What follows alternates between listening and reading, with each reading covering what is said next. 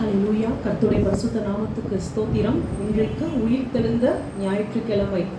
உயிர்த்தெழுந்த ஞாயிற்றுக்கிழமையை நாம் கொண்டாட வந்திருக்கிறோம். ஹல்லேலூயா. எப்போவுமே என்கிட்ட வந்துட்டு ஜென்ரலாக ஒரு மெசேஜ் கொடு அப்படின்னு சொன்னால் நான் அது ஈஸியாக கொடுப்பேன்.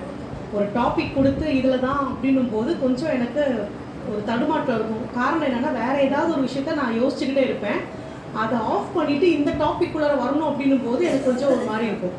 அப்போது இன்றைக்கி இது உயிர்த்தெழுந்த ஞாயிற்றுக்கிழமை அன்னைக்கு நீ செய்தி எடுன்னு அவங்க சொன்ன போது எனக்கு என்ன அப்படின்னா, ஃபஸ்ட்டு அவங்கள்ட்ட இல்லை நீங்கள் எடுத்துருங்க, நான் வேறு ஒரு விஷயம் நான் வந்து எழுதிட்டு இருக்கும் போது எனக்கு இது டிஸ்டர்ப் ஆகும்னேன். ஆனால் ஒரு சின்ன பாட்டு இந்த பிள்ளைங்க வந்து வீட்டில் பாடி இந்த ஈஸ்டருக்காக அவங்க வந்து ப்ராக்டிஸ் பண்ணிட்டு இருந்தாங்க. அந்த பாட்டை வச்சு இந்த 4 லைனை வச்சு இந்த மெசேஜை வந்து ஈஸியாக நான் எழுதுனேன் உட்காந்து. அது கர்த்தருடைய செயல். ஏன்னா இப்போ சிஸ்டர் சொன்னாங்கல்ல, பாட்டின் மூலமாக பேசுவாராட்டம், அது உண்மைதான்.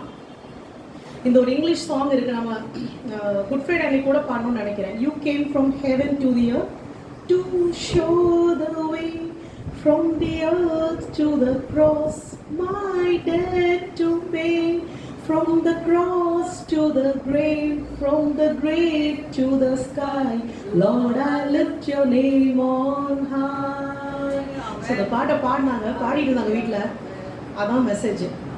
வானத்துலேருந்து கீழே வந்தார், அங்கேருந்து சிலுவைக்கு போனார், சிலுவையிலிருந்து எங்கே போனார், அங்கேருந்து எங்கே போனார், எங்கேருந்து எங்கே வரப்போகிறாரு. இதுதான் இன்றைக்கி நம்ம வந்து தியானிக்க போகிறோம். ஸோ கொஞ்சம் ஹிஸ்ட்ரி இருக்கும், கொஞ்சம் ஜியாகிரஃபி இருக்கும். உங்களுக்கு எல்லா கிளாஸுமே எடுப்பேன் நான். நல்லா கவனமாக கேளுங்க. நிறைய விஷயம் நான் சொல்லுவேன் உங்களுக்கு. இந்த இதில் வந்து நிறைய விஷயம் சொல்லுவேன். ஸோ நீங்கள் கொஞ்சம் நோட் பண்ணுறதா நீங்கள் பண்ணிக்கலாம். ஸோ இன்றைக்கி நம்ம செய்திக்குள்ளார போகலாம். அப்படின்னா முதல் பகுதியாக இயேசு கிறிஸ்து எருசலேமுக்குள்ள பிரவேசித்தார் இல்லையா? ஸோ அதுலேருந்து நான் வரேன். எங்கேருந்து அவர் எருசலேமுக்குள்ள பிரவேசித்தார், எந்த இடத்துலேருந்து அவர் எருசலேமுக்குள்ள பிரவேசித்தார்? கழுதை மேலே ஏறி வரதெல்லாம் ஓகே. அதுக்கு முன்னாடி அவர் எங்கேருந்து எருசலேமுக்குள்ள வந்தார்?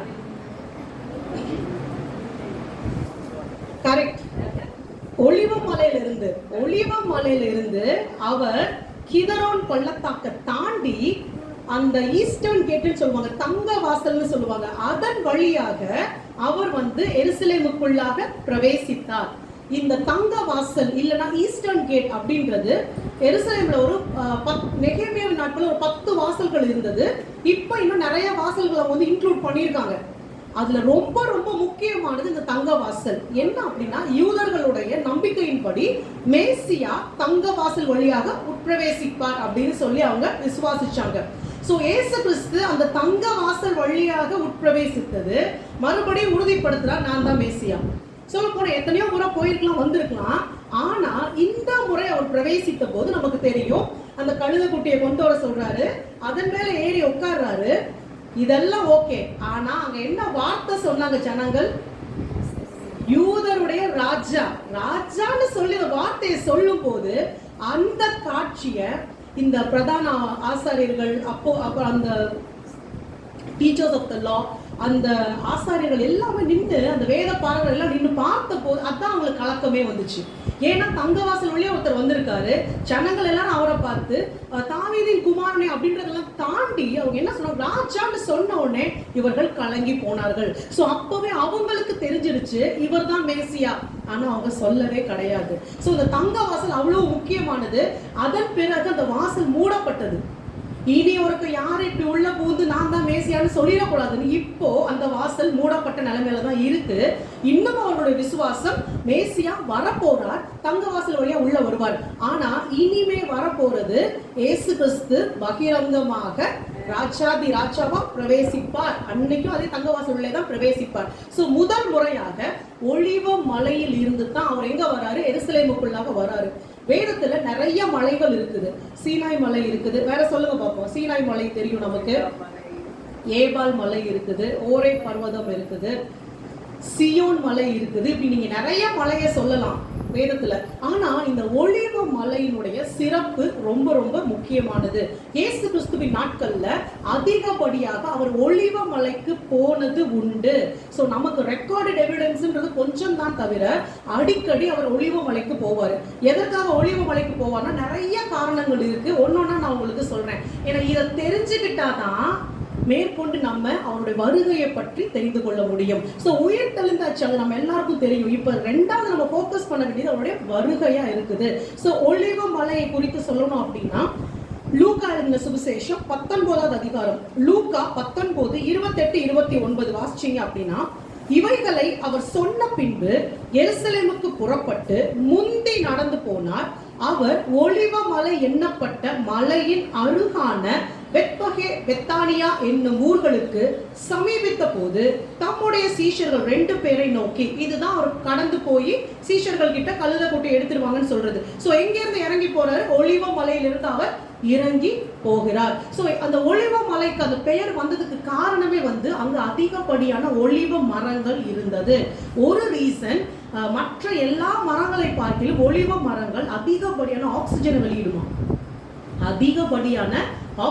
வெளியிடுமா, கம்பேரிட்டிவா. ஸோ நீங்க அங்க போனாலே உங்களுக்கு ஒரு ரெஃப்ரெஷ்மெண்ட் கிடைக்கும். எவ்வளவு சோர்ந்து போனாலும் நல்ல ஒரு புத்துணர்ச்சி சரீரத்துக்கு கிடைக்கும். அடுத்து அந்த ஒலிவ மலையை குறித்து சொல்லணும் அப்படின்னா, அந்த ஒலிவ பழங்கள் எப்படி பிழியப்படுமோ, எப்படி சுத்தமான எண்ணெய் எடுக்கப்படுமோ, அங்க ஒரு ஆலயம் இருந்தது. அந்த ஒலிவ மலையில ஒரு பெரிய ஒலிவ தோப்பு, அதற்கு நடுவுல ஒரு ஒலிவ எண்ணெய் எடுக்கிற ஆலயம் இருந்தது. ஸோ அங்க போக போதெல்லாம் இயேசு கிறிஸ்து தான் எப்படி பாடுபட போகிறார் அப்படின்றத நினைவு கூறும்படிக்கு, எப்படி இந்த ஒலிவ பழத்தை பிடிச்சு இடிச்சு பிழிஞ்சு சுத்தமான எண்ணெயை எடுப்பாங்களோ, அதே போல ஒரு நாள் இயேசு கிறிஸ்து எப்படி இருக்க போறாராம்? இடிக்கப்பட போகிறார், பிழியப்பட போகிறார், சுத்தமான தம்முடைய ரத்தத்தினால நம்மை அபிஷேகம் பண்ண போகிறார். இதெல்லாமே ஒன்றோடு ஒன்று தொடர்புடையது. ஸோ ஒவ்வொரு முறை அவர் அங்க போகும்போது இதுதான் நடந்தது. அதே போல நீங்க பாத்தீங்க அப்படின்னா ஒலிவ மலையில தான் அங்கதான் இயேசு கிறிஸ்துவ பிடிப்பாங்க. சரிங்களா? கரெக்டா? அங்கதான் ஃபர்ஸ்ட் அவரை பிடிப்பாங்க. அவரை பிடிக்கிறதுக்கு முன்னாடியே ஒலிவ மலையில முக்கியமா என்ன நடக்கும்? அவர் அங்க போய் ஜெபம் பண்ணுவார். ஜெபம் பண்ணும்போது நம்ம எல்லாருக்குமே தெரியும் என்ன நடந்தது. அந்த இடத்துல அவருடைய வியர்வை ரத்தத்தின் பெரும் துளிகளாக மண்ணில் விழுந்தது. எங்க? ஒலிவ மலையில வச்சுதான் இந்த சம்பவமும் நடக்குது. சோ ஃபர்ஸ்ட் எங்க ரத்தம் சிந்தப்பட்டதுன்னா ஒலிவ மலையில தான் சிந்தப்பட்டது. இத நான் விசுவாசிக்கிறேன். இங்க நம்ம ஃபீல் பண்றோம் இல்லையா? ஒவ்வொரு முறை இயேசு கிறிஸ்து அங்க போய் ஜெபிக்கும் போதும் இதே போலதான் ஒரு வியாகுலப்பட்டு ஜெபித்தது உண்டு. சோ ரத்தம் அப்பெல்லாம் சிந்திச்சா அது எனக்கு தெரியாது. ஆனா அவருடைய இருதயத்தின் வியாகுலம் எல்லாமே ஒலிவ மலையில போய் போய் போய் அடிக்கடி அந்த மலையில போய் ஜெபித்து கொண்டே இருப்பார். சரி, ஏன் பர்டிகுலரா ஒலிவ மலையில போய் ஜெபிக்க போனாரு? அதைத்தான் இன்னைக்கு நம்ம முக்கியமா பார்க்க போறோம். அதே போல இதே ஒலிவ மலையில தான் அவர் மீண்டுமாக கால்களை பதிப்பார். சோ பகிரங்க வருகையில் அவர் எங்க நிக்க போறாராம்? சியோன் மலையில இல்ல, சீனாய் மலையில இல்ல, ஒலிவ மலையில தான் அவர் நம்முடைய கால்களை பதிக்க போகிறார். அப்போ அது முக்கியமான மலையா இல்லையா? அப்போ எதற்காக இந்த மலைக்கு இவ்வளவு ஒரு இம்பார்ட்டன்ஸ்? ஏன் அவர் அந்த மலையை தெரிந்தெடுத்தார்? அங்க என்ன சம்பவித்தது? இதைத்தான் நாம இன்னைக்கு பார்க்க போறோம். சோ ஃபர்ஸ்ட் பார்ட்டா அவர் ஒலிவ மலையில இருந்து எருசலேமுக்குள்ளாக கடந்து போனார், ராஜாவாக கடந்து போனதை நம்ம பார்க்க முடிகிறது. இதோடைய இரண்டாவது பகுதி நீங்க பாத்தீங்க அப்படின்னா அதே ட்ரையம்பன்ட் என்ட்ரின்னு தான் சொல்லுவாங்க. அவர் இந்த ஒலிவ மலையிலிருந்து எருசலேமுக்குள்ள போனதை ட்ரையம்பன்ட் என்ட்ரி அப்படின்னு சொல்லுவாங்க. ரெண்டாவது பார்ட் தான் அந்த கெத்சமனே தோட்டம். ஸோ இப்போ என்ன அப்படின்னா ஒரு எருசலேமுக்குள்ள போயிட்ட உடனே என்ன பண்ணுவாரு? ஆலயத்தை சுத்திகரிப்பாரு. ஸோ ஃபர்ஸ்ட் டாஸ்க் எருசலேமுக்குள்ள அவர் நுழைஞ்ச பிறகு ஆலயத்தை சுத்திகரித்தார். ஆலயத்தை சுத்திகரிப்பார். ஒரு 1 வீக் அங்க இருப்பார், எல்லா காரியமும் செய்வார். கரெக்டா அவர் சிலுவையில் அறையப்படுவதற்கு முன்பதாக ராபோஜனம் நடக்கும். ராபோஜனத்தை முடித்த பிறகு அவங்க என்ன பண்ணுவாங்க? ஸ்தோத்திர பாட்டை பாடிய பிறகு அவர்கள் கிதரோன் பள்ளத்தாக்கை கடந்து ஒலிவ மலைக்கு வந்தாங்க. சோ அடிக்கடி அவரும் அவருடைய சீஷர்களும் அங்கே போவது வழக்கமாக இருந்தது. சோ இதுதான் அந்த செகண்ட் பார்ட். அங்க வந்த போதுதான் அவர் என்ன பண்றாரு? வியர்வை ரத்தத்தின் பெருந்துளிகளை மண்ணில் விழும்படிக்கு வியாகுலப்படுறார். சோ இப்போ உங்களுக்கு அந்த ஜியோகிராபி சொல்றேன். எருசலேம் இருக்கு இல்லைங்களா? எருசலேமை சுற்றிலும் பள்ளத்தாக்குகள் உண்டு. அதுல முக்கியமான 2 பள்ளத்தாக்குல ஒன்று கிதரோன் பள்ளத்தாக்கு, இன்னொன்று இன்னோம் பள்ளத்தாக்கு, வேலி ஆஃப் இன்னோம் அப்படின்னு சொல்லுவாங்க. ஸோ கிதரோன் பள்ளத்தாக்கை தாண்டி நீங்க வந்தீங்க அப்படின்னா ஒலிவ மலைக்கு வரலாம். ஸோ எருசலேமுடைய கிழக்கு பகுதியில் ஒலிவ மலை இருந்தது. ஸோ எருசலேம்ல இருந்து நீங்க பாத்தீங்கன்னா ஈஸ்டர்ன் சைடு ஒலிவ மலை இருக்கும். ஒலிவ மலைக்கு நீங்க போகணும் அப்படின்னா அந்த கிதரோன் பள்ளத்தாக்கை தாண்டி தான் போகணும். அந்த கிதரோன் பள்ளத்தாக்குல காட்டாறு மட்டும்தான் உண்டு. அதாவது மழை பெய்தால் ஆறு ஓடும். மற்றபடி அங்க பெர்மனண்டா ஒரு ஆறு அப்படின்னு எதுவுமே கிடையாது, நீர்நிலைகள் கிடையாது. அது வறண்டு போய் தான் இருக்கும். ஸோ ஈஸியா நீங்க தாண்டி அந்த பக்கம் போயிடலாம். இந்த கிதரோன் பள்ளத்தாக்குல ஒரு ஊற்று இருக்கு. அந்த ஊற்றோட பேர் வந்து கீகோன் ஊற்று அப்படின்னு சொல்லுவாங்க. அது மட்டும் தான் எருசலேமுக்கு ஒன்லி சோர்ஸ் ஆஃப் வாட்டர். வேற நீரூற்றுகள் கிடையாது, வேற ஆறு கிடையாது. இந்த கீகோன் நீரூற்று மட்டும் இல்ல அப்படின்னா எருசலேம் ஒரு பாலைவனமா தான் இருக்கும். சோ அந்த ஒரு ஊற்று மட்டும்தான், அதுவும் இந்த கிதரோன் பள்ளத்தாக்குல இருந்துச்சு. அந்த கிதரோன் பள்ளத்தாக்குல இருக்க இந்த ஊற்றுல இருந்து தண்ணீர் பொங்கி வந்து கொண்டே இருக்குமா. இதுதான் அற்புதம். நான் சொல்றேன் இல்ல, நல்ல ஃபர்டைலா ஒரு இடம் இருக்கு, அங்க ஒரு ஊற்று வருது அப்படின்றது ஓகே. காஞ்சு போய் வறண்டு போன ஒரு இடத்துல வற்றாம ஒரு ஊற்று பொங்கி வருது அப்படின்றது தான் தேவனுடைய செயல்பாடா இருக்குது. சோ இந்த கீகோன் ஊற்றுல இருந்து வர தண்ணீர் தான் எருசலேம் முழுக்க வாட்டர் சோர்ஸ். இன்னைக்கும் அந்த ஊற்று இருக்கு. சோ கீகோன் அப்படின்னாலே கஷிங் ஃபோர்த், பொங்கி வருது அப்படின்னு தான் அர்த்தம். சோ அந்த ஊற்றை வந்து என்ன பண்ணுவாங்கன்னா ஒரு சேனல் மாதிரி போட்டு எருசலேமுக்குள்ள கொண்டு போய் சீலோவாம் குளம் வரைக்கும் அந்த ஊற்றை, அந்த தண்ணியை கொண்டு போய் அவங்க பயன்படுத்தி கொண்டு வந்தாங்க. எசேக்கியாவின் நாட்கள்ல தான் நல்ல டனல்லாம் கட்டி அந்த தண்ணியை சேனலைஸ் பண்ணி ஊருக்குள்ள அவரு கொண்டு வந்தாரு. சோ இந்த கீகோன் ஊற்று எங்க இருந்துச்சு? இந்த கிதரோன் பள்ளத்தாக்குல தான் இருந்துச்சு.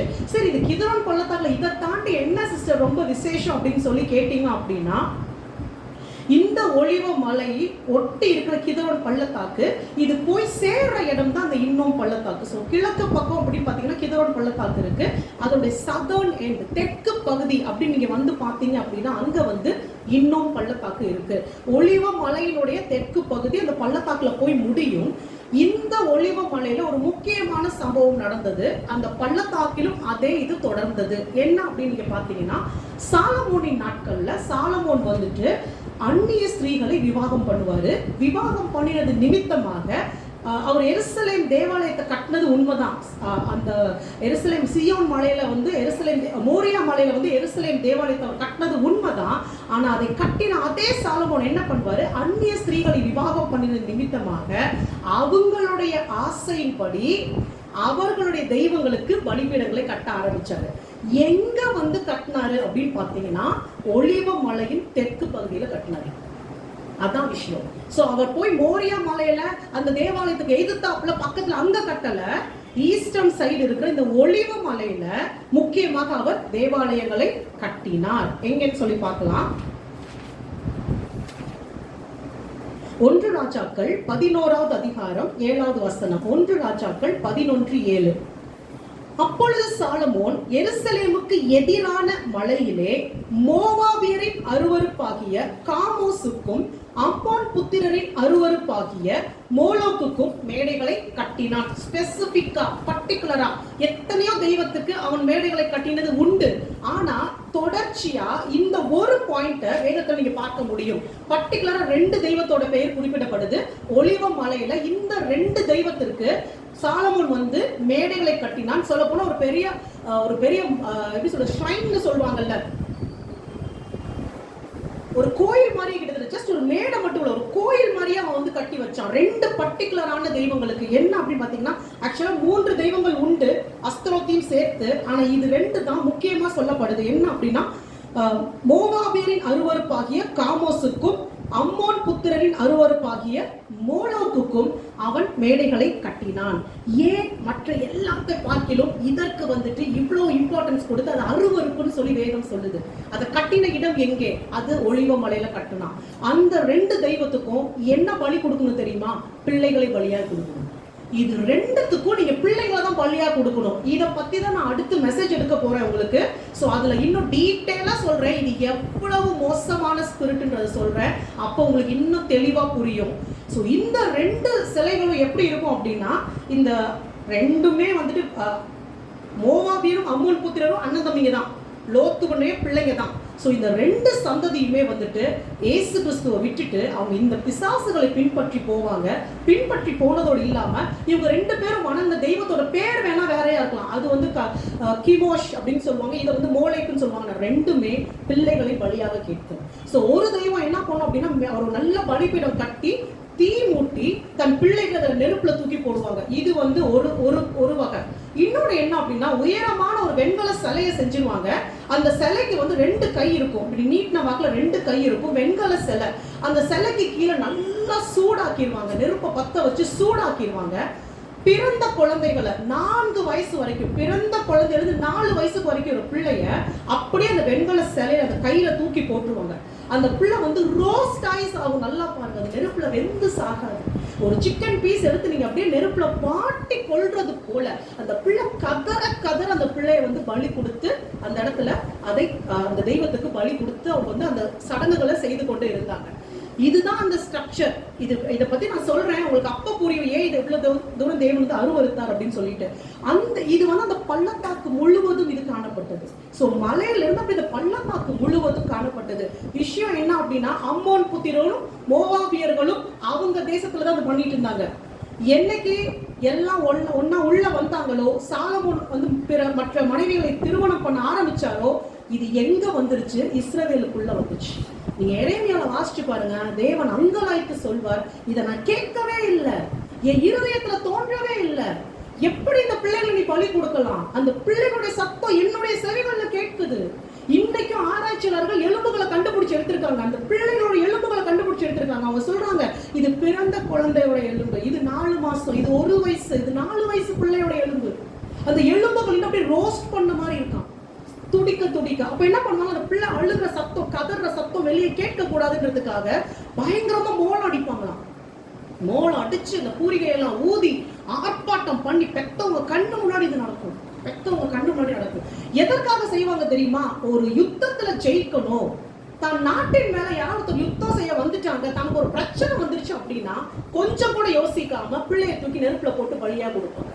இதுவும் இல்லை அப்படின்னா தங்களுடைய தேசம் நல்லா இருக்கணும் அப்படின்னா அந்த தெய்வத்துடைய வழிபாட்டு முறையே இதுதான். புரியுதுங்களா? சோ மற்ற தெய்வங்களுக்கெல்லாம் வந்துட்டு அவங்க விபச்சாரம் பண்ணி வழிபடுவாங்க, அதெல்லாம் தனியா இருக்கு. பட் இந்த 2 அருவருப்புகள் தேவன் ஏன் அவ்வளவு வெறுத்தார்னா, ஒன்றும் அறியாத சின்ன பிள்ளைங்களை அதுகளுக்கு பலி கொடுத்தாங்க. அதை வெறுத்து ஒதுக்குறாரு. சாலமோனின் நாட்கள்ல ஒலிவ மலையில அதுக்கு மேடைகளை கட்டி அங்க இதே காரியத்தை இஸ்ரவேல் ஜனங்கள் செய்வாங்க. இஸ்ரவேல் ஜனங்கள் செய்வாங்க. எவ்வளவு வேதனை! அதே மாதிரி இந்த 2 ஸ்பிரிட் ரொம்ப ஈஸியா எடுக்காதீங்க. பயங்கரமான ஸ்பிரிட் இது, ரெண்டுமே பயங்கரமான ஸ்பிரிட். இப்போ நம்மளுடைய விஷயத்துக்கு வருவோம். இப்படிப்பட்ட ஒரு பள்ளத்தாக்கு, இப்படிப்பட்ட ஒரு ஒலிவ மலையில ஒரு பகுதியில இவ்வளவு கொடுமைகள் நடந்திருக்குன்றதுனால ஒவ்வொரு முறையும் இயேசு கிறிஸ்து அங்க போய் செபித்து செபித்து செபித்து அந்த ஆவிகளை மேற்கொண்டார். நான் மறுபடியும் சொல்றேன், அந்த மெசேஜ் நான் எடுக்கும்போது அந்த ஆவியோட தன்மைனா உங்களுக்கு புரியும். அவர் மிதிச்சார், ஃபர்ஸ்ட் அதை ஜெயம் எடுத்தார். அதனாலதான் முதல்ல அந்த மலையில தன்னுடைய ரத்தத்தை சிந்தினார். அவர் கெத்செமனே தோட்டத்தில் ரத்தம் சிந்தினோடு நிறுத்தவில்லை, அந்த கிதரோன் பள்ளத்தாக்கின் வழியாக அவர் இழுத்து செல்லப்பட்டார். எப்படி இழுத்துட்டு போனாங்க? ஒரு கல்வனை இழுத்துட்டு போற மாதிரி, ஒரு திருடனை பிடிச்சிட்டு போற மாதிரி அவரை அடிச்சு இழுத்துட்டு போறாங்க. ஒலிவ மலையில சிந்தப்பட்ட ரத்தம் கிதரோன் பள்ளத்தாக்கு முழுவதும் சிந்தப்பட்டது. நீங்க நல்லா பாத்தீங்கன்னா இயேசு கிறிஸ்து அப்படியே கூட்டு போய் தீர்ப்பு கொடுத்து சிலுவையில் அறைய மாட்டாங்க. ஒரு இடத்துல இருந்து இன்னொரு இடத்துல இருந்து இன்னொரு இடம். நம்ம யோசிக்கலாம், ஏன் இப்படி போட்டு இழுத்து அடிக்கிறீங்க? ஒரு இடத்துல நிக்க வச்சீங்களா, அடிச்சீங்களா, கொண்டு போனீங்களா? கிட்டத்தட்ட எருசலேம் முழுவதையும் சுற்றி வந்திருப்பாரு. அந்த நைட்டு ஃபுல்லா எருசலேம் முழுவதிலும் சுற்றி வந்திருப்பாரு. அண்ணாவுடைய வீட்டுல இருந்து காய்பாவுடைய வீட்டுல இருந்து ஏரோதுல இருந்து பிளாத்துன்னு சொல்லி மாறி மாறி மாறி நமக்கு நம்ம நினைக்கலாம், ஏன் அலைக்கழிக்கிறாங்க அப்படின்னு. என்டையர் எருசலேமை சுத்திகரிச்சார். தன்னுடைய ரத்தத்தை சிந்தி சிந்தி சிந்தி.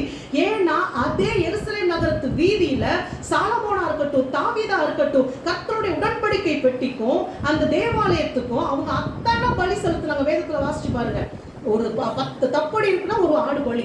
ஆடு வெட்டி வெட்டி வெட்டி அந்த தெரு ஃபுல்லா ரத்தம். அப்படி தன்னுடைய தேவனுக்கு அவங்க பலி செலுத்துறாங்க. என்ன பிரயோஜனம்? அதான் அருவருப்பை கொண்டு உள்ள வச்சுட்டீங்களே, எல்லா அருவருப்பை கொண்டு உள்ள வச்சுட்டீங்களே. இந்த அருவருப்புகளை மேற்கொள்வதற்கு ஆடு மாட பலி இயேசு கிறிஸ்துவின் ரத்தம் மட்டும்தான் அந்த அருவருப்பெல்லாம் சுத்திகரிக்க முடியும். இதுதான் பெரிய விஷயம் நடந்தது. நாம என்ன நினைக்கிறோம், கெத்செமனே தோட்டத்துல ரத்தம் சிந்தினாரு, இங்க அடிக்கப்பட்டார். இல்ல, ஒரு பெரிய திட்டத்தை அவர் செஞ்சுட்டு இருந்தாரு. சோ எந்த பள்ளத்தாக்குல இப்படிப்பட்ட பிசாசுகள் எருசலேம் ஜனங்களை வஞ்சித்ததோ, இன்னைக்கு இயேசு கிறிஸ்து தன் ரத்தத்தை சிந்தி அந்த பிசாசை பார்த்து சொல்றாரு, இனி உன் ஆளுகை கிடையாது, இது எல்லாத்தையும் நான் நீக்கிட்டேன், என் ரத்தத்தினால நீக்கிட்டேன்.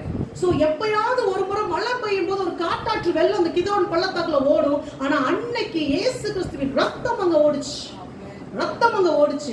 அந்த எருசலேம் பட்டணத்துக்கு, அந்த இஸ்ரவேல் தேசத்துல இருக்க எருசலேம் பட்டணத்துக்கு கீகோன் ஊற்று ஒன்றுதான் ஒன்லி சோர்ஸ் ஆஃப் வாட்டர். ஆனா அன்றைக்கு அந்த பள்ளத்தாக்குல இயேசு கிறிஸ்துவின் சரீரத்துல இருந்து சுத்தமான ரத்தமாகிய ஊற்று புறப்பட்டு வந்தது. நித்திய ஜீவனை கொடுக்கிற ஊற்று புறப்பட்டு வந்தது. அது அங்கே புறப்பட்டு எருசலேம் முழுவதுமாக அது ஊற்றப்பட்டது. அப்படியே கம்ப்ளீட்டா எருசலேம் தன்னுடைய ரத்தத்தினால சுத்திகரித்தார். ஏன்னா அவருக்கு தெரியும், இன்னைக்கு நான் ஒரு கல்வனை போல உன் கண்ணுக்கு தெரியுறேன், நான் உள்ள வர்றேன், உன் கண்ணுக்கு முன்னாடி நான் இழுத்து வரப்படுறேன், என்னை நீ நிந்திக்கலாம், அவமானப்படுத்தலாம், ஆனா இன்னைக்கு நான் சுத்திகரித்து கொண்டிருப்பது எதற்காக தெரியுமா? நான் ராஜாவா உள்ள வரும் போது இந்த தேசம் சுத்திகரிக்கப்பட்டிருக்கணும். அது அன்னைக்கே கிறிஸ்து செய்தார், அன்னைக்கே கர்த்தர் செய்தார். அவர் ராஜாவை ஆளுகை செய்ய போற இடத்தை அவர் தன்னுடைய ரத்தத்தினால சுத்திகரிச்சார். நம்மளுடைய கண்ணுக்கு ஏதோ அடிக்கிறாங்க, இழுக்கிறாங்க, கொண்டு போறாங்க, எதேதோ நினைக்கிறோம் இல்லையா? ஒரு பெரிய திட்டம் பின்னாடி வச்சிருந்தார்.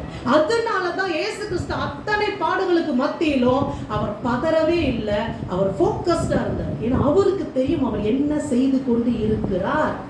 அவர் அங்க சிந்துற ரத்தத்தை அவர் பார்க்கிறத விட அவர் ராஜாவை அரசாளுகை செய்ய போது அந்த நகரம் எப்படி சுத்திகரிக்கப்பட்டிருக்குன்றது மட்டும்தான் அவருடைய போக்கஸ் இருந்தது.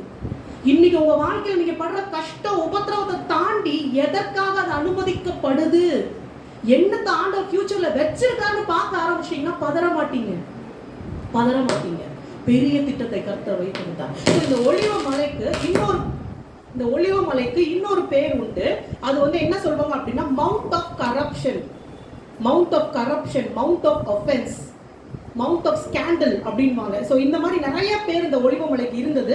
எதனால அப்படின்னா இப்படிப்பட்ட அந்த அருவறுப்புகள் அங்கே இருந்ததுனால இந்த ஒலிவ மலைக்கு அந்த பெயர் இருந்தது. இன்னும் சில வருஷன்ல என்ன சொல்றாங்கன்னா, இந்த பிசாசுகள் அங்கிருந்து புறப்பட்டு தான் யூதாசுக்குள்ளாக புகுந்ததாகவும், அதே போல அந்த பிரதான ஆசாரிகள் இருக்காங்கல்ல அவர்களுக்குள்ளாக புகுந்து இயேசு கிறிஸ்துவை கொலை செய்யும்படிக்கு தூண்டி விட்டதாகவும் சில பேர் சொல்றாங்க.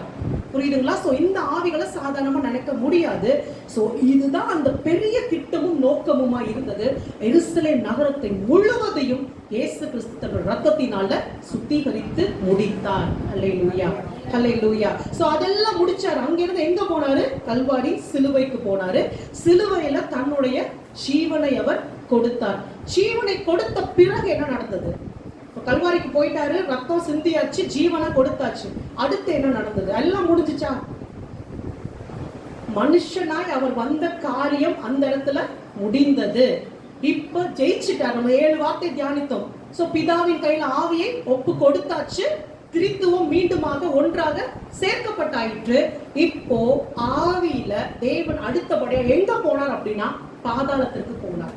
சோ ஒரு சிலர் இதை என்ன சொல்லுவாங்க அப்படின்னா, உலகத்தின் பாவம் மேல சுமத்தப்பட்டுச்சு, அதனால அவர் பாதாளத்துக்கு போய் ஒரு 3 நாள் அங்க சஃபர் ஆகிதான் ஆகணும், அவர் அந்த வேதனை அனுபவிச்சுதான் தீரணும் அப்படின்னு நிறைய வசனங்கள் சொல்லுவாங்க. கிடையாது, வெற்றி சிறந்தவரா போனார். பாதாளம் வெற்றி சிறந்தவரா போனாரு.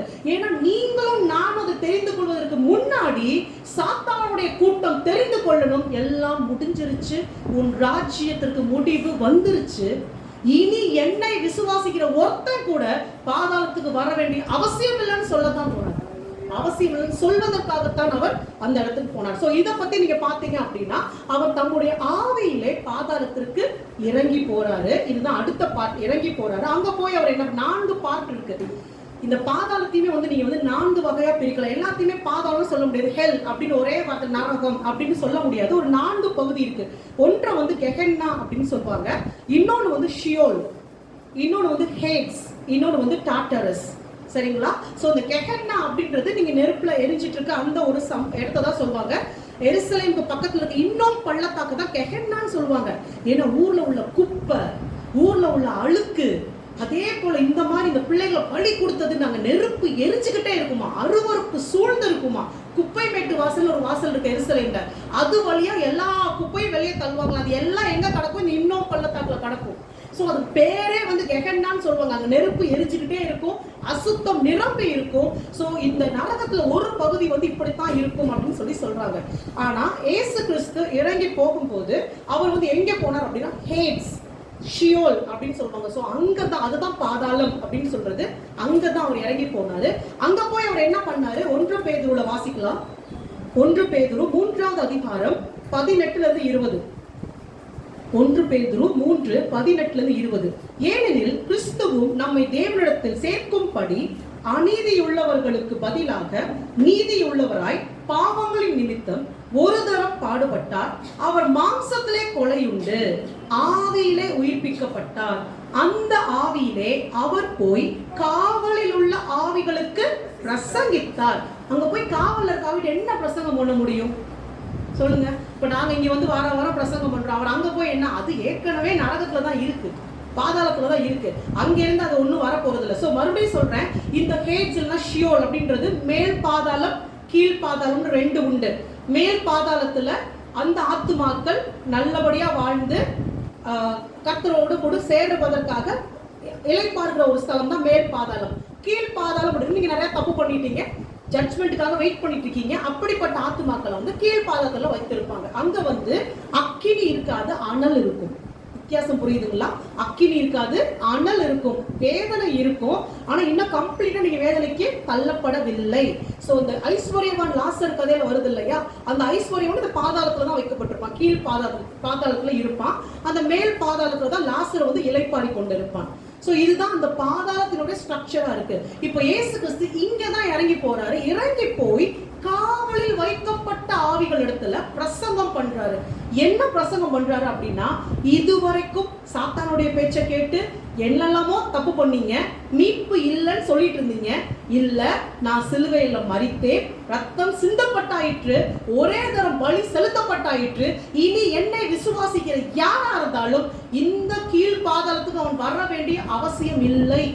இதுதான் அவர் அங்க சொன்னவர். இனி வர வேண்டிய அவசியம் இல்லை சொல்லிட்டு அந்த இடத்துல இருந்து மரணத்திற்கும் பாதாளத்துக்கும் உடைய திறவுகோள்களை கையில எடுத்துக்கிட்டு வெற்றி சிறந்தவரா அங்கிருந்து அவர் உயிர்த்தார். அங்கிருந்து அவர் எழும்பி போனார். அதுக்கு அர்த்தம் என்ன, இனி சாத்தானுடைய அதிகாரத்துல பாதாளம் கிடையாது. என்னதான் சாத்தான் உங்களை வஞ்சித்து தவறு செய்ய வைத்தாலும் நீங்கள் இயேசு கிறிஸ்துவை ஏற்றுக்கொண்டீங்கன்னா அவர் டிசைட் பண்ணுவார் யார் எங்க இருக்கணும்னு. இனி சாத்தானால அதிகாரம் செலுத்த முடியாது. மரணத்தின் மேல் இனி சாத்தானுக்கு அதிகாரம் கிடையாது. பாதாளத்தின் மேல் சாத்தானுக்கு அதிகாரம் கிடையாது. சகல அதிகாரமும் இப்பொழுது இயேசு கிறிஸ்துடைய கரத்துல இருக்குது. அதனாலதான் கடைசி நிமிஷத்துல கல்வன் மனம் திரும்பினான். அவன் பாவிதான், வாழ்நாள் முழுக்க அவன் பாவம் பண்ணினான். பட் லாஸ்ட் மினிட் அவன் மனம் திரும்பிட்டான், கர்த்தரை ஏற்றுக்கொண்டான். பாதாளத்துக்கு நியமிக்கப்பட்ட ஒருத்தர் அன்னைக்கு கிறிஸ்து அவனை பரதீசுக்கு கொண்டு போனார். அதுதான் அந்த வல்லமை, அதுதான் அந்த உயிர் தழுந்த வல்லமை. இதுக்குத்தான் இவ்வளவு போராட்டம், இதுக்குத்தான் இவ்வளவு போராட்டம் அவர் போராடினார். சோ மேற்கொண்டு வாசிப்போம். 1 பேதுரு 3வது அதிகாரம் 20வது வசனம். அந்த ஆவிகள் பூர்வத்திலே நோவா பேழையை ஆயத்தம் பண்ணும் நாட்களிலே தேவன் நீரிய பொறுமையோட காத்திருந்த போது கீழ்ப்படியாமற் போனவைகள் அந்த பேழையிலே சிலராகி 8 பேர் மாத்திரம் பிரவேசித்து ஜலத்தினாலே காக்கப்பட்டார்கள். சோ காவலில் வைக்கப்பட்ட ஆவிகள் அப்போ இருந்து இப்ப வரைக்கும் தொடர்ந்து எப்படியாவது நம்ம பாதாளத்துக்கு கூட்டு போகணும் முயற்சி செய்யற அந்த ஆவிகள் அங்க இருக்கு. சோ அந்த ஆவிகளை பார்த்து அவர் சொல்லிட்டாரு, நீங்க என்ன பண்ணாலும் சரி, ரட்சிப்பின் பேரை நான் கட்டி முடிச்சுட்டேன். இனி ரட்சிக்கப்படுறவன் எவனும் பாதாளத்துக்கு வர வேண்டிய அவசியம் இல்லை. அல்லேலூயா. சோ 3 பார்ட் முடிஞ்சிருச்சு. ஃபர்ஸ்ட் வந்து அவங்க ஒலிவமலையில இருந்து எருசலேமுக்கு போனாங்க, என்ன பண்ணாங்கன்னு சொன்னேன் உங்களுக்கு. செகண்ட் பார்ட் வந்துட்டு எருசலேம்ல இருந்து ஒலிவமலையில வந்து ரத்தம் சிந்தி எப்படியெல்லாம் அந்த ஒரு சுத்திகரிப்பு உண்டாக்கினாரு. 3வது பார்ட் சிலுவையில அறையப்பட்ட பிறகு அங்கிருந்து அவர் பாதாளத்துக்கு போய் என்னெல்லாம் செய்தார் அப்படின்றத உங்களுக்கு சொன்னேன். இப்போ 4வது பார்ட், சரிங்களா? இப்போ இங்க இருந்து வெற்றி சிறந்தவரா ஜெயம் சிறந்தவரா மேல போயிட்டார், மறுபடியும் வருவார். ஆனா வரும்போது வேத வசனம் என்ன சொல்லுதுன்னா, அவர் மறுபடியும் எங்க வருவாராம்? அதே ஒளிவ மலையில வந்து கால்களை பதிப்பார். ஸோ நான் ஆச்சரியமா கேட்டேன், எத்தனையோ மலை வந்து வேதத்துல முக்கியமா இருக்கு. சீனாய் மலையை சொல்றாங்க, ஓரே பர்வதம் சொல்றாங்க, சியோன் மலையை சொல்றாங்க. கஷ்டப்பட்டு தாவீது எபூசியர்கள் எல்லாம் அடிச்சு விரட்டி இந்த சியோன் கோட்டையை பிடிக்கிறாரு. இத்தனை மலைகள் இருக்கும் போது ஏன் ஆண்டவர் இந்த ஒளிவ மலையை வந்து நீங்க செலக்ட் பண்ணீங்க அப்படின்னா, நான் சொன்ன ரீசன்ஸ் இதெல்லாம் இருக்கு. பிளஸ் இன்னும் ஒரு முக்கியமான காரணமும் இருக்கு. நான் அதை உங்களுக்கு சொல்றேன் இப்போ. ஸோ கடைசியாக இயேசு கிறிஸ்து எப்படி போனாரோ அதே போல மீண்டும் அவர் வரப்போகிறார். வரும்போது ஒளிவ மலையில் அவர் வந்து இறங்க போகிறார். ஸோ ஏன் அப்படின்றத பார்ப்போம். அப்போஸ்தலர் நடபடிகள் 1ஆவது அதிகாரம், அப்போஸ்தலர் 1:8-12 வரைக்கும். அப்போஸ்தலர் 1:8-12. பரிசுத்த ஆவி உங்களிடத்தில் வரும்போது நீங்கள் பலன் அடைந்து எருசலேமிலும் யூதேயா முழுவதிலும் சமாரியாவிலும் பூமியின் கடைசி பரியந்தமும் எனக்கு சாட்சிகளாய் இருப்பீர்கள் என்றார். இவைகளை அவர் சொன்ன பின்பு அவர்கள் பார்த்து கொண்டிருக்கையில் உயர எடுத்துக் கொள்ளப்பட்டார். அவர்கள் கண்களுக்கு மறைவாக ஒரு மேகம் அவரை எடுத்துக்கொண்டது. அவர் போகிற போது அவர்கள் வானத்தை அண்ணாந்து பார்த்து கொண்டிருக்கையில் இதோ வெண்மையான வஸ்திரம் தரித்தவர்கள் 2 பேர் அவர்கள் அருகே நின்று, கலிலேயராகிய மனுஷரே, நீங்கள் ஏன் வானத்தை அண்ணாந்து பார்த்து கொண்டிருக்கிறீர்கள்? உங்களிடத்தில் இன்றி வானத்துக்கு எடுத்துக்கொள்ளப்பட்ட இந்த இயேசுவானவர் எப்படி உங்கள் கண்களுக்கு முன்பாக வானத்துக்கு எழுந்தருளி போனாரோ அப்படியே மறுபடியும் வருவார் என்றார். அப்பொழுது அவர்கள் எருசலேமுக்கு சமீபமாய் ஒரு ஓய்வு நாள் பிரயாண தூரத்தில் இருக்கிற ஒலிவ மலை எண்ணப்பட்ட மலையிலிருந்து எருசலேமுக்கு திரும்பி போனார்கள். அப்ப இது எங்க சம்பவிக்குது? ஒலிவ மலையில தான். அதனாலதான் யூதாசு ஈஸியா அங்க வந்தான். ஏன்னா அவனுக்கு தெரியும் இயேசு கிறிஸ்து இங்கதான் இருப்பாரு. அடிக்கடி அவங்க போற இடம் அதுதான். சோ மறுபடியும் எங்க ஒன்னா மீட் பண்றாங்க? ஒலிவ மலையில சீஷர்கள் எல்லாம் கூடி வந்து நிற்கும் போது அவருடைய கண்களுக்கு முன்பதாக இயேசு கிறிஸ்து உயர வானத்துக்கு எடுத்துக்கொள்ளப்படுறாரு. எடுத்துக்கொள்ளப்பட்ட பிறகு தூதர்கள் சொல்றாங்க, எப்படி இங்கிருந்து மேல எழும்பி போனாரோ அதே போல மீண்டுமாக அவர் அங்க வருவார் அப்படின்னு சொல்லி அவங்க சொல்றாங்க. இப்போ வெளிப்படுத்தின விசேஷம் எடுத்துக்கோங்க. வெளிப்படுத்தின விசேஷம் 1ஆவது அதிகாரம் 7வது வசனம். வெளிப்படுத்தல் 1:7. இதோ மேகங்களுடனே வருகிறார், கண்கள் யாவும் அவரை காணும், அவரை குத்தினவர்களும் அவரை காண்பார்கள், பூமியின் கோத்திரத்தார் எல்லாரும் அவரை பார்த்து புலம்புவார்கள். அப்படியே ஆகும். ஆமென். சோ மீண்டும் ஒலிவ மலையில் வந்து இறங்கி தம்முடைய சேனையோடு வருவார். எப்படி வருவார்? இப்ப சேனையோடு வருவார். ராஜாதி ராஜாவா வருவார். முக்கியமான ஒரு காரியத்துக்காக வரார். இப்ப செகண்ட் டைம் அவர் வரார் அப்படின்னா முக்கியமான ஒரு காரியத்துக்காக வரார். சேனையோடு வருவார். யாருடைய கண்கள் பார்க்குமா? குத்தினவர்களுடைய கண்கள் பார்க்கும். அதை இன்னொன்று நோட் பண்ணீங்கன்னா, அந்த முன்னாடி இருக்கிற அந்த அப்போஸ்தலர்கள் வாசிச்ச போது கலிலேயராகிய மனுஷரே நாங்க போட்டிருக்கோம். எருசலேம்ல இருந்து ஒருத்தன் கூட வரல. அவங்க யாரும் விசுவாசிக்கல. சுற்றி இருக்கிற இஸ்ரவேல் தேசத்துல இருந்து ஜனங்கள் வந்து அவரோட கூட நின்னாங்களே தவிர எருசலேமை சேர்ந்தவர்கள் யாருமே அங்க வரவே இல்லை. ஆனா இந்த முறை அவர் வரும்போது உலகமே அதை பார்க்கும். ஏன்? நம்ம சேட்டலைட் எல்லாம் வச்சிருக்கோம். எல்லா இடத்துலயும் டெலிகாஸ்ட் ஆகும். பூமியில இருக்க கடைசி முனையில இருக்கிறவங்க வரைக்கும் வீட்டுல உட்காந்து செல்போன்லயும் டிவிலையும் அவர் எப்படி இறங்கி வரான்னு பார்ப்பாங்க. நாம எங்க இருப்போம்? நாம அவரு கூட இருப்போம். நாம தான் ரகசிய வரியிலே போயிடுவோமே. போயிட்டு திருப்பி அவரோட கூட அந்த மகிமையில இறங்கி வந்துட்டு இருப்போம். நாம செல்போன்ல பார்க்க போறது இல்ல. சோ நாம அவரோட கூட இறங்கி வரத விசுவாசிக்காம இருந்த ஜனங்கள் வேணா செல்போன்ல பார்ப்பாங்க. எது முக்கியம் சொல்லுங்க? இங்க உட்காந்து செல்போன்ல அவர் இறங்குறத பாக்குறதா, இல்ல அவர் கூட சேர்ந்து இறங்கி வரதா? சோ இங்க இருக்கிற ஜனங்கள் அவரை குத்தினவர்களும் அவரை காண்பார்கள்னா, அவரை குத்துன அந்த போச்சேர்வன் அவன் செத்து போயாச்சு, அவன் இல்ல. யாரெல்லாம் அதன் பிறகு இயேசுவை மறுதலித்து இன்னைக்கு வரைக்கும் வார்த்தையில குத்திக்கிட்டே இருக்காங்க தெரியுமா? இல்ல இவர் தெய்வம் இல்லைன்னு அத்தனை பேரும் அவரை பார்க்கணும். அவர் மகிமையா வந்து அந்த இடத்துல இறங்குறத அத்தனை கண்களும் பார்க்கும். அப்ப என்ன நடக்கும்? சர்வ மகிமையில இறங்கி வருவார். தன்னுடைய சேனையோட இறங்கி வருவார். ஒலிவ மலையில இறங்கி வருவார். அதே கிதரோன் பள்ளத்தாக்க தாண்டி போவார். ராஜாவா போவார். அன்னைக்கு கல்வனம் போல போனார். இழுத்துக்கிட்டு போனாங்க, அடிச்சு இழுத்துட்டு போனாங்க. இன்னைக்கு ராஜாதி ராஜாவா சர்வ மகிமையில கடந்து போவார். பூட்டப்பட்டிருக்கிற தங்க வாசல் வழியாக ராஜாவா பிரவேசிப்பார். கழுதையின் மேல அல்ல, குதிரையின் மேல. ராஜா அபிஷேகத்தோட அவர் பிரவேசிப்பார். அன்னைக்கு செய்தது போல மறுபடியும் எருசலேமுக்குள்ளாக நேரா தேவாலயத்துக்கு போவார். அந்தி கிறிஸ்து அங்க ஸ்தாபித்து வைத்திருந்த அத்தனை விக்கிரகங்களை உடைத்து தள்ளுவார். ஆலயத்தை சுத்திகரிப்பார். தன்னுடைய ராஜ்யத்தை ஸ்தாபிப்பார். இதுதான் நம்ம பார்க்க வேண்டிய காரியம். உயிர் தெழுந்தாச்சு, முடிந்தது இல்லைன்னு சொல்லல, வரப்போறாரு. இதை தியானிக்க தான் உங்களுக்குள்ளாக அந்த உற்சாகம் கடந்து வரும். சோ மறுபடியும் வரும்போது அதே தேவாலயம் தான் அன்னைக்கு சவுக்கெடுத்து அடிச்ச மாதிரி தான் மறுபடியும் ஒருக்க வருவார். அந்தி கிறிஸ்து நாட்டின சகலத்தையும் தகர்த்து போடுவார். எல்லாருடைய கண்களும் காணும். அப்ப அவங்க யோசிச்சாங்க, நீங்க இன்னும் ராஜாவா ஆகலையேன்னு. ஆனால் அந்த நேரம் வந்து இனிதான் வரப்போகுது. தன்னுடைய ராஜ்யத்தை அவர் அங்க ஸ்தாபிப்பார். அல்லேலூயா. சரி, ஸ்தாபித்து முடித்த பிறகு என்ன நடக்க போகுது? ஏன் அந்த ஒலிவமலை அது இருக்குல்ல, அந்த ஒரு பாயிண்ட் இருக்குல்ல, ஏன் வேற எங்கனாலும் இறங்கி வந்திருக்கலாம்? ஏன் ஒலிவமலை பர்டிகுலரா அப்படின்னா அதுலயே ஒரு விஷயம் இருக்கு. நான் என்ன சொல்றேன், வெளிப்படுத்தின விசேஷம் 19வது அதிகாரம், வெளிப்படுத்தின விசேஷம் 19 11-16 வரைக்கும். பின்பு பரலோகம் திறந்திருக்க கண்டேன். இப்படிதான் அவர் இறங்கி வர போறாரு. அப்படியே இமேஜின் பண்ணுங்க, வாசிக்க. பின்பு பரலோகம் திறந்திருக்க கண்டேன், இதோ ஒரு வெள்ளை குதிரை காணப்பட்டது. அதன் மேல் ஏறி இருந்தவர் உண்மையும் சத்தியமும் உள்ளவர் எண்ணப்பட்டவர். அவர் நீதியாய் நியாயம் தீர்த்து யுத்தம் பண்ணுகிறார். அவருடைய கண்கள் அக்கினி ஜுவாலையை போல் இருந்தன. அவருடைய சிரசின் மேல் அநேக கிரீடங்கள் இருந்தன. அவருக்கே அன்றி வேறொருவருக்கும் தெரியாத ஒரு நாமமும் எழுதி இருந்தது. இரத்தத்தில் தோய்க்கப்பட்ட வஸ்திரத்தை தரித்திருந்தார். அவருடைய நாமம் தேவனுடைய வார்த்தை என்பதே. பரலோகத்தில் உள்ள சேனைகள் வெண்மையும் சுத்தமுமான மெல்லிய வஸ்திரம் தரித்தவர்களாய் வெள்ளை குதிரைகளின் மேல் ஏறி அவருக்கு பின் சென்றார்கள்.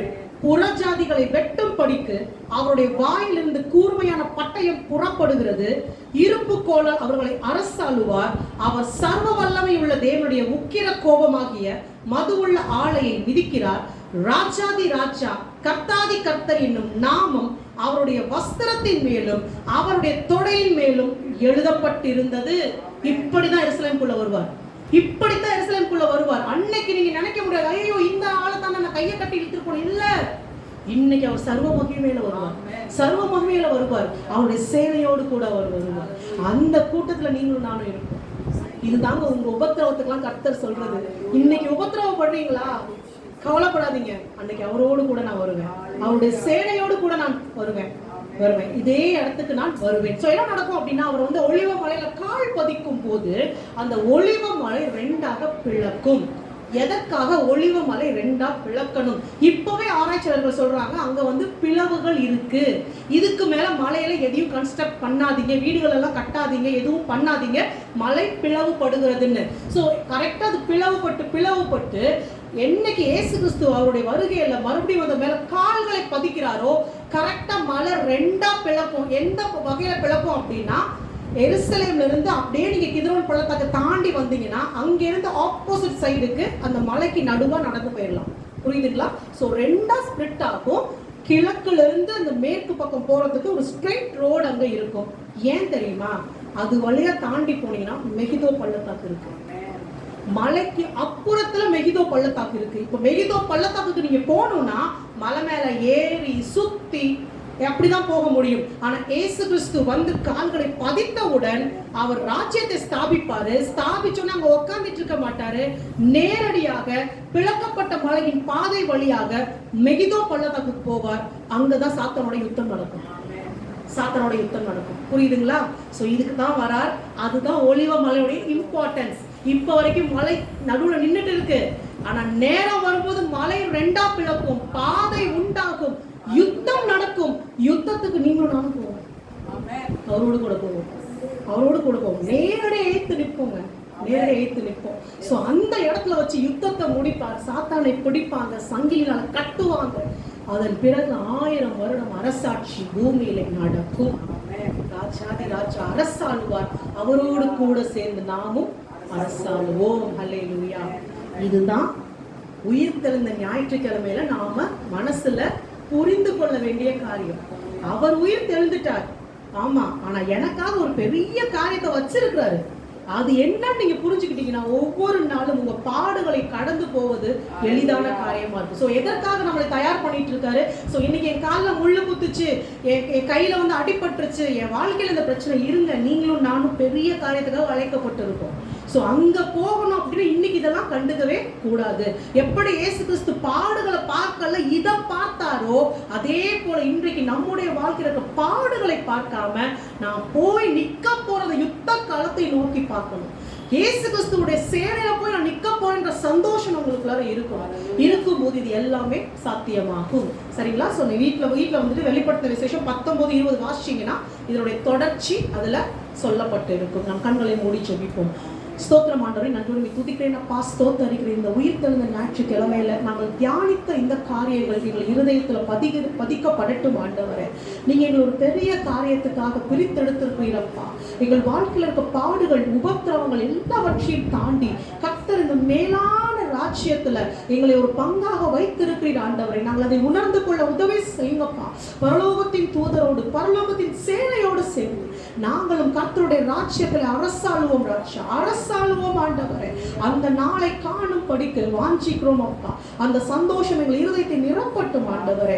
ஒவ்வொரு நாளும் அந்த சந்தோஷத்தினோடு கூட நாங்கள் எங்கள் ஓட்டத்தில் ஓட எங்களுக்கு கிருபை தாங்கப்பா. உங்க வல்லமையுள்ள கரத்திலே ஒப்புக் கொடுக்கிறோம். இயேசு கிறிஸ்துவின் நாமத்தில் பிதாவே, ஆமென்.